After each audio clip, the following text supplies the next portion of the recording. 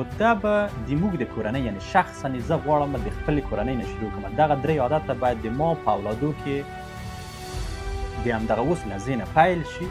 نو ایدونه یوه پوښتنه وکولې که ته یو افسوس په ټول ژوند کې ته وکړې هغه به څه شی وي؟ ده یو ډېر جالبه ځواب ورکړه. د ما د تاسې دغه لوړ لیدلوری دا مې ډېر خوښ شو. دغه ډسپلین پلټن شی دی. سلامونه ګران اولادو، ستړي مه شئ. علیکم السلام پلارجانه، ته ستړی مه شې. ژوندي اوسئ، سرلوړي اوسئ، له دا چې جوړ ورغو صحتمند وئ. څنګه وه شپه؟ پلارجانه شپه هم بیخي ښه وه. پرېږده شپه څنګه وه؟ هغه ما یې پلارجانه ولې لګولی دی؟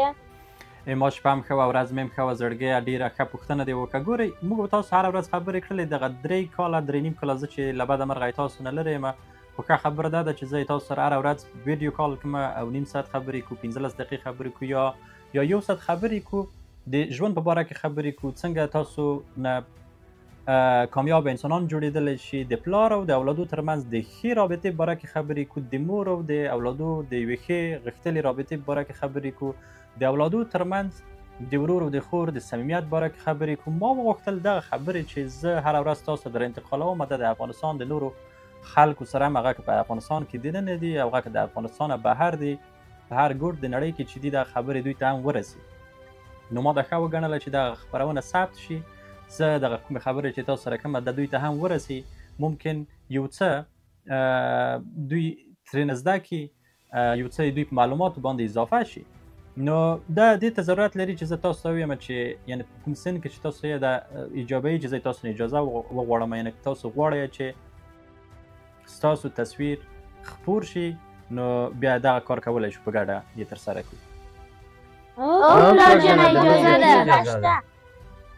دا پلارجانه ډېر به ښه وي. ډېر عالي، ډېر عالي.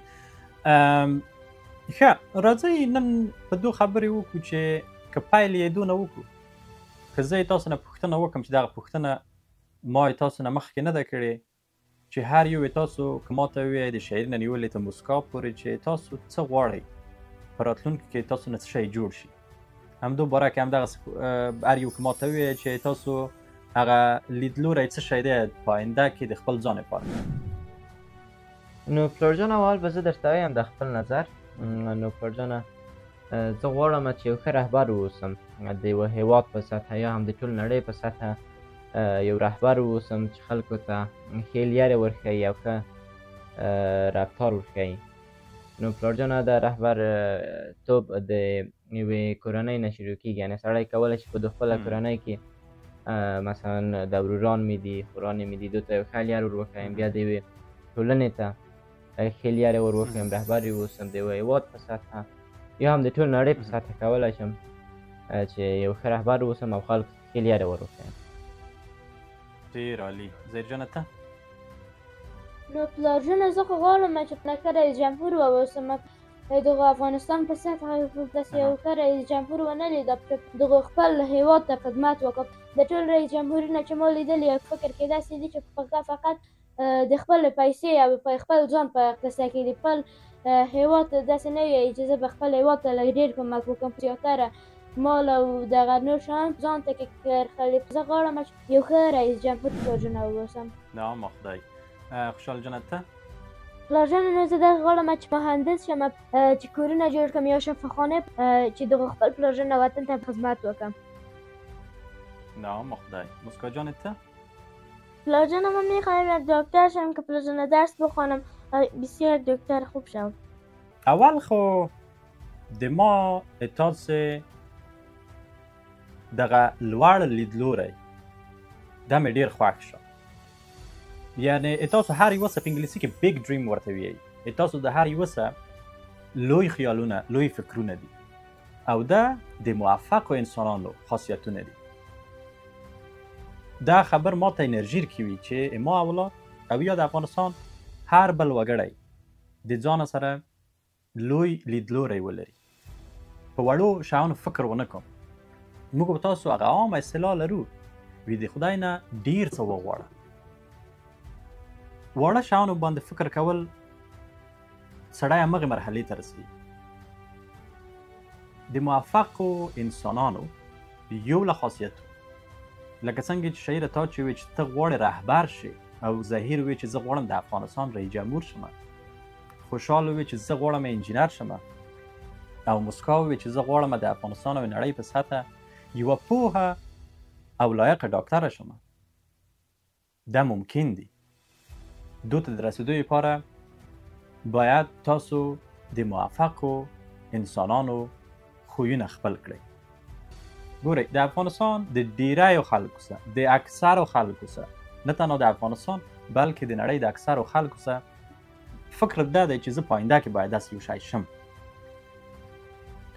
یو وی چې یو هدف ته زه غواړم چې ورسمه، دا به یو کال بعد موقع راځي، فرصت راځي، بیا به زه داسې یو شی شم. نه، تاسو سره دغه هدف دی، دا ټارګټ دی. دا ټارګټ تاسو ځان سره وساتئ، دا یو هدف د خپل ځان سره وساتئ.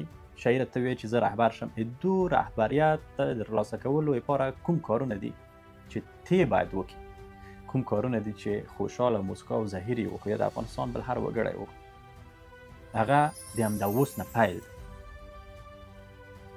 د موفقو انسانانو یو له مهمو خاصیتو دا دی چې هغه کورني او شخصي عادتونه او ډیسپلین خپل کړي.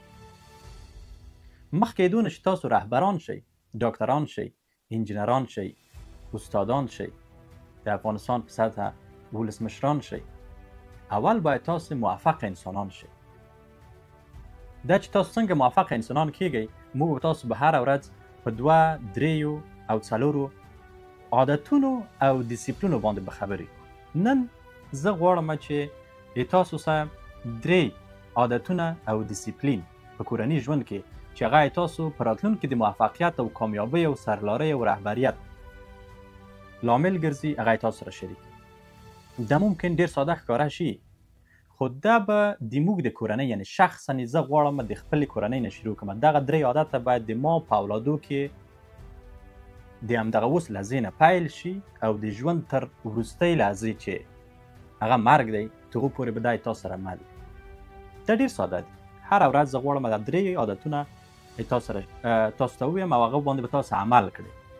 دغه په نتیجه کې به تاسو موفق انسانان وئ، او کله چې یو موفق انسان شوې، بیا دغه نه وروسته ته خپل هر هدف ته رسېږي، که هغه ولسمشري وي، که هغه ریاست وي، که هغه انجینري وي، که هغه ښه عالم وي، که هغه ښه پروفیسر وي، که هغه د پوهنتون استاد وي، که هغه انجینر وي، که ډاکټر وي. 3 عادتونه نن درته ویم، 3 به یا به 2 به سبا خبرې وکړو، په نور به همدغه دوامداره خبرې. اول د ورځې لومړنۍ خبرې دي. ورځ په کومو خبرو پیل شي چې تا ته انرژي درکړي، تا ته خوشحالي درکړي او تا سلسله د ژوند ښه پې شروع شي او هغه تا یو عادت وګرځي او بالاخره عادت په خوی باندې تبدیل شي. د ورځې لومړنۍ خبرې کله چې د خوبه سړی راجګېږي، رلټېږي، د کومې خبرې وکړو چې ورځې ښه پیل شي. زه درته وایم، اول تاسو هر یو کې چې هر یو د خوب اول راپاڅئ، رالټېږئ، په هر چم چې سترګې لګي څو خبرې وکړئ. سهار په خیر، د سهار په خیر ترڅنګ 2-3 نورې خبرې باید حتما تاسو وکړئ. شپه دې څنګه وه، خوب دې څنګه وه، خوب دې ارامه وه، خوب دې وکړه که نه. دا د ورځې لومړنۍ خبرې. دا ته مشر او کشر پورې نه ده. شاعره چې ته وایې چې زه مشر یم، توقع ولري د ظهیر نه چې ظهیر تا ته وي، یا ظهیر توقع ولري د مسکا نه، یا مسکا توقع ولري د لینا نه. دا رقم نه. په هر چا چې اول سترګې لګي، که هغه پلار وي، که هغه مور وي، که هغه انا وي، که هغه کاکا وي، چې هر څوک په کور کې اول سترګې پې لګي، تاسو به اوله خبره همدغه وي، سهار په خیر، شپه دې څنګه وه، شپه دې ښه وه، خوب دې وکړه. په ځواب کې به که تاسو نه څوک پوښتنه کوه، اول به مننه ترې کوئ چې ډېره مننه، زما شپه ښه وه، تا شپه څنګه وه، ما خوب وکړه. دا د ورځې لومړنۍ خبرې دي. دا د موفق، ګورئ، دا د موفقو انسانانو یو له خاصیتونو څخه دی. په دې تاسو ورځ په خوشحالۍ شروع کېږي. بیا وروسته په دو باندې موږ تاسو خبرې کوو چې کله چې ته سهار په خوشحالۍ پیل کې، دغه ورځ نوره وروسته چیرې څي په هغو کې څومره ته موفقه وي. او پلار ازم چې همیشه په خوب نه لټېږم هر څوک مې چې په سترګو لګي پلار جان هغو ته سهار په خیري ویم هغه مثلا چې زه هغو ته په سهار په خیري ویم یا مې مور ته ویم هغو په ورځ په ښه خوشحالۍ شروع کړي او پلار جان ما ورځ هم په خوشحالۍ شروع کېږي. نام خدای ډېر عالي ډېر عالي. دویمه خبره هغه د ورځې لومړنی کار دی. دا باید تاسو یو عادت وګرځي. د ورځې لومړنی کار کله چې د خوبه رلټېږئ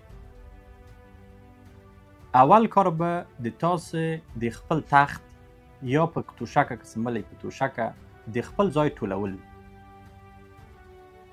دو ته ډیسپلین وي.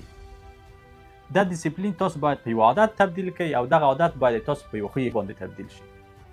په ډیری کورنیو کې له بده مرغه کله چې ځوانان یا ماشومان د تاسو په سن کې کوم کسان چې خوبه راپاڅېږي هغوی خپل ځای همدغسې پرېږدي مور ته یو اضافه کار پرېږدي بیا غیر څه ځای ټولوي. نه، زه غواړم چې ما په کورنۍ کې تاسو هر یو چې د خوبه درلټېږئ اول کارم چې وي باید خپل تخت او یا خپل کوټه خپل ځای باید تنظیم کړئ. بړستن یې ټوله کړئ منظمه او توشک هم پاکه کړئ، بالښت منظم کېږدئ. دا زه ولې درته ویم دا د موفقو انسانانو یو له خاصیتو دی. دا اوسني عالمان دغه په دې باندې متفق دي. دوی همدغه وایي چې که چېرته تاسو لومړنی کار د سهار د نظم وکړو نو تاسو د ورځ کې دغه ذهنیت او د انګیزه ځان ته ورکوئ چې نور کارونه هم په ورځ کې تاسو ښه ترسره کوئ. دا ډېره مهمه ده چې یو کار خپله وکړئ او دا تاسو یو وړتیا ښیي چې ته کولی شې یو کار وکړې او ته په ځان باندې متکي یې. ته خپل کار مور ته نه پرېږدې چې مور دې یو اضافه کار درته وکړه، مور دې یو ښه چای د سهار درته جوړ کړه. ته باید دغه خپل کارونه پخپله ترسره کړې او دا بیا تاسو په ځان باوري کوي، تاسو په ځان باندې متکي کوي. نو دغه ډېره مهمه خبره ده. او پلار جان دا ډېره مهمه خبره ده. زه هم چې هرګز د خوب نه لټېږم من خپل ځای ټولم نه غواړم چې اصلا مور ته پلار جان یو اضافي کار پاتې شي. ډېر عالي زړګیه. نو دریم عادت تاسو باید د غاښو مینځل وي. غاښ ډېر زیات مهم دی. د غاښو نه ساتنه دا ډېره زیاته مهمه ده. د تاسو سلامتي د موفقو انسانانو یو له خاصیتو څخه دی چې که غواړئ موفق انسان تاسو نه جوړ شي باید تاسو هم په ذهني توګه او هم په فزیکي توګه غښتلي انسانان وئ. یعنې زه دا خبرې ولې درته کومه چې سهار رلټېږئ ځای تنظیم کړئ، چې سهار رلټېږئ اول ښې خبرې شروع کړئ، ورځ هم په ښو خبرو شروع کړئ، اول چې رلټېږئ غاښونو ساتنه وکړئ. دا خبرې ولې درته کوم؟ دا خبرې دو په خاطر درته کومه چې غواړم تاسو موفقه انسانان شئ او بالاخره د موفقو انسانانو بیا دا توانایي وي چې خپل هدف ته چې هغه وروسته رهبریت یې لکه کوم خبرې چې تاسو چې کوم اهداف چې لرئ هغو ته تاسو ورسئ او دا ممکنه ده. غاښ ډېر زیات مهم دی. غاښ نه باید تاسو ساتنه وکړئ. زه غواړم چې تاسو په ذهني توګه غښتلي انسانان شئ، په فزیکي توګه غښتلي انسانان شئ، ښه خوی ولرئ، ښه ادب ولرئ، ښه شخصیت ولرئ، څو وکولی شئ چې په ټولنه کې زیات وځلیږئ او خپل اهداف په سمه توګه په آسانه توګه ترلاسه کړئ. او پلار جان مام که پلار جان از خواب میخیزم دانه ما برس میکنم خوب روز میداشته باشم شب که خواب میشم پیش از که خوابشم دانه ما برس میکنم بعد از که خوابشم پلار جان بسیار یک خواب راحت دارم. نام خدا. نو ما هدف هم دغه دی چې تاسو 2 وخته لکه څنګه چې مسکو جان ووی تاسو باید 2 وخته خپل غاښونه برس کړئ، یو د سهاره یو د شپې د ویده کېدو نه مخکې. سهار چې اول لټېږئ اول کار به همدغه وي چې خپل غاښونه برس کړئ. دا تاسو یوه ښه انرژي درکوي او مخکې دونه چې شپې تاسو ویده کېږئ غاښونه هم برس کړئ. صحیح ده؟ او پلار جان صحیح ده پلار جان. ما یوه ورځ په یوټیوب کې داسې یوه هفته مخکې په یوټیوب کې یوه ویډیو ولیدله. یو زوړ سپین ږیری سړی و، دا یې لوستله و تقریبا د 15 کلن به و.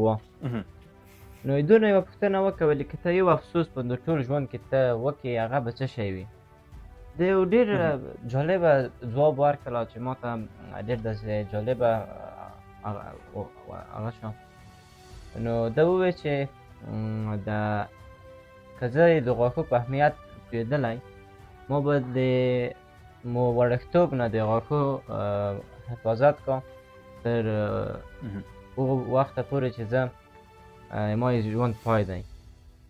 نو دا ماته پلارجان ډېره جالبه تمامه شوله او د همغې ورځې نه ما د خپلو غاښو ښه محافظت وکړم. بیا نام خدای، دا ډېره مهمه خبره ده. ګورئ ته اوس وګوره، یو نفر چې زوړ شي، سن یې 10 کلو ته ورسي، یا 20 کلن شي یا 10 کلن شي یا 15 شي، یا دغه نفر حتما 80 کلنه یا دور سن کې به وای او 40 کلن و. په هغو سن کې سړی د یوه څه افسوس کا. تاسو سلسله وار همدغسې مخکې ولاړ شئ. 3 خبرې، 3 عادته، 3 ډیسپلینه نن مو وویلې. همدغسې 1 2 3 به سبا ته خبرې پرې کوو. په همدغسې سلسله وار به په نورو ډیسپلینو او عادتونو باندې خبرې کوو چې ډیسپلین باید تاسو په خوی، بخښنه غواړم، ډیسپلین باید تاسو په عادت او عادت باید تاسو په خوی باندې تبدیل شي. بالاخره زه تاسو ته وعده درکوم چې د دغې فعالیتونو په نتیجه کې به تاسو با ادبه، با شخصیته، غښتلي، په ځان باوري، کامیابه او موفقه انسانان وئ او د هغو په نتیجه کې به بیا تاسو چې هر څه غواړئ هغو مرحلې ته به رسئ. او پلارجان ته صحیح یې پلار ډیسپلین څه دی؟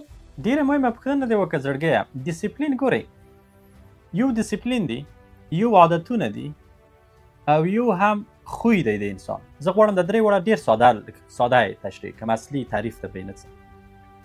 خوی چې دی هغه یو فطري شی دی چې په ذاتاً په انسان کې شته دی، چې دا ډېری هغه د مور او پلار نه انتقالیږي انسان، یعنی ذاتي دی. صحیح ده.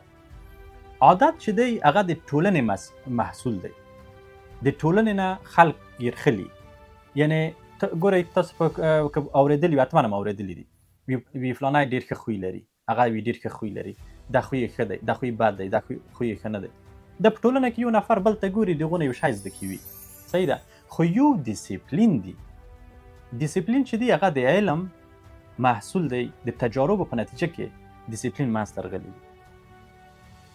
یعنی هغه زده کړل شوي دي، هغه علم ثابت کړي دي چې دغه کارونه که په ورځني ژوند کې انسان وکړي دا د ده د ښه والي باره کې څونه رول لري. صحیح ده. اوس فقط تاسو همدومره زده کړئ چې ډیسپلین هغه د علم د تجربو په اساس رامنځته کیږي.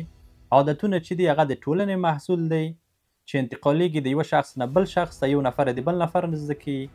او خوی چې دی هغه فطري شی دی. خو ډیسپلین په عادت باندې باید تبدیل شي او عادتونه باید خوی باندې تبدیل شي. صحیح ده. ډیسپلین ګورئ، زه تاسو مثال په همدغو خبرو کې درکړم چې دا ډېره مهمه خبره ده. د سهار چې تر لټېږي د خپل ځای تنظیموي، دا ډیسپلین دی. صحیح ده. دا ډیسپلین دی. خو دا باید تا په عادت باندې تبدیل شي. څه رقم؟ ته باید 1 ورځ وکړې، 2 ورځې وکړې، 3 ورځې وکړې، هفتهوار یې وکړې، بالاخره 10 ورځې وکړې، 40 ورځې وکړې، دا تا عادت شو. پس د 40 ورځو نه چې دغه کار ته کې دا تا په خوی تبدیل شو. دا بیا تا ژوند سره یو تړلی شی دی، بیا دایمي ده کوي تا آخره د ژوند دا کار بیا ته کې. صحیح ده. یعنی ډیسپلین ولاړ عادت ده، عادت ولاړ په خوی باندې تبدیل شد. پلارجان اتسام سعی گفتی که پلارجان تشریح کردی که تا آخر عمرم از یادم نمیره. یکی از مسئولیت‌های پدر و مادرم می است که به اولادای خود وقت بده، موضوعات را که سوال میکنه او را به قسمی برش تشریح کنه که تا آخر در ذهن از بانه. هدف ما به امی بود که وقتی که خودت سوال کردی من میره به شکل برای توضیح دادم که من مطمئن هستم که در ذهن تو تا سالا را میمانه. یک خود دخترها و زنها در مجموع حافظش از مردا که خوب است، حافظه زنها قوی است نسبت به مردا. یک بحث علمی است، از این باز یک روز دیگه صحبت میکنیم. اوس که تاسو کوم خبر نه لرئ ګلانو، زه ډیر زیات خوشاله شولم چې تاسو مې خبرې وکړې، تاسو مې ولیدئ. نو نور خبرې به سبا ته وکړو، په ځینو نورو مسایلو به بیا سبا ته خبرې وکړو.